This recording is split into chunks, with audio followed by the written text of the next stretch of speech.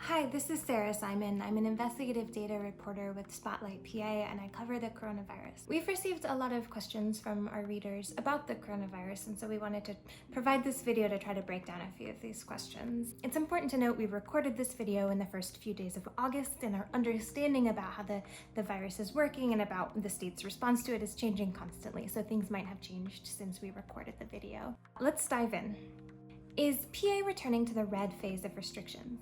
So the governor's office and the Department of Health have recently dispelled rumors that we're returning to red, the whole state.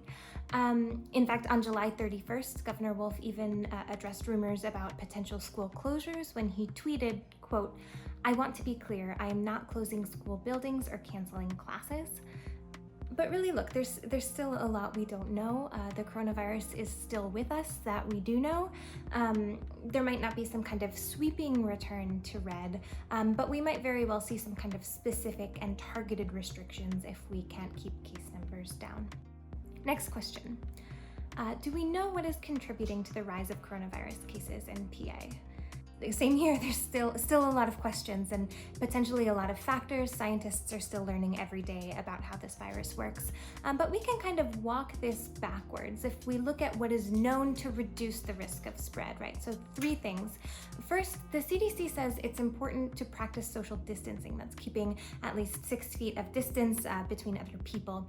Second, the CDC says that activities, maybe say eating and drinking, are safer if they're happening outdoors, where there's not really risk of poor ventilation, like there would be at a crowded bar or a restaurant, and it's easier to keep those 6 feet of distance if you're outdoors. And then third, the CDC says that activities are going to be safer if people are wearing masks.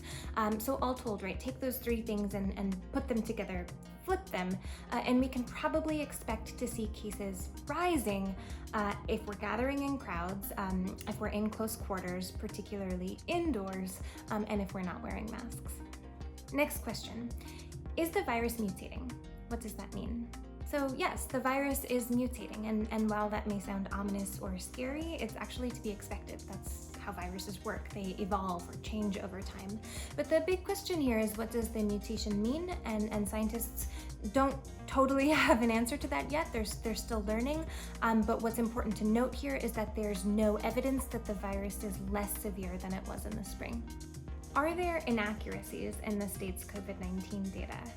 Let's get right into it. Yes, there are. Of course there are, because data is difficult. I say that, again, as an investigative data reporter, as somebody who digs into these numbers and asks questions about them constantly every single day. Data is difficult.